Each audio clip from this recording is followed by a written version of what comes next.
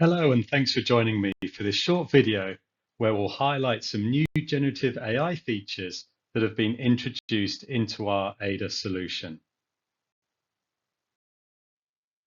We've got 4 new Gen AI features to show you. These features not only improve user experience, but they're also designed to assist central IT teams with providing support and driving user engagement. Firstly, Ada now comes with its own built-in AI knowledge base for help and FAQs. This means that, in addition to asking data questions, users can ask how-to questions or ask, for example, what metrics are available. In the example shown here, the user is wanting to know how to ask for a trend. The response you see is generated by AI.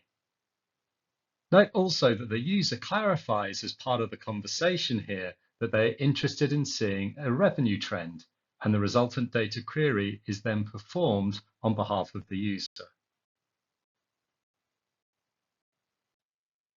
Let's pretend that the results we see here were not quite what we wanted. We in fact wanted a quarterly trend, not a monthly trend.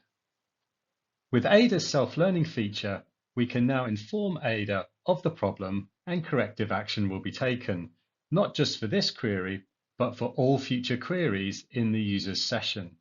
And you can see here that the query has been rerun for the user to now show revenue by quarter.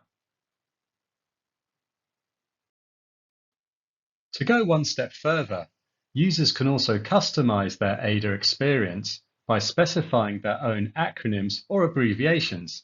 They can also instruct Ada to apply default settings, such as to always filter for a certain cost center or to always show results on a pivot table.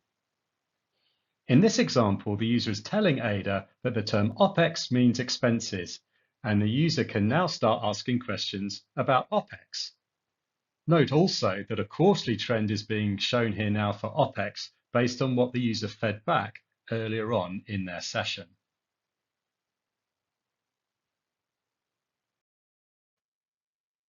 We've just seen 2 ways in which Ada can learn from the user and tailor each user's individual experience.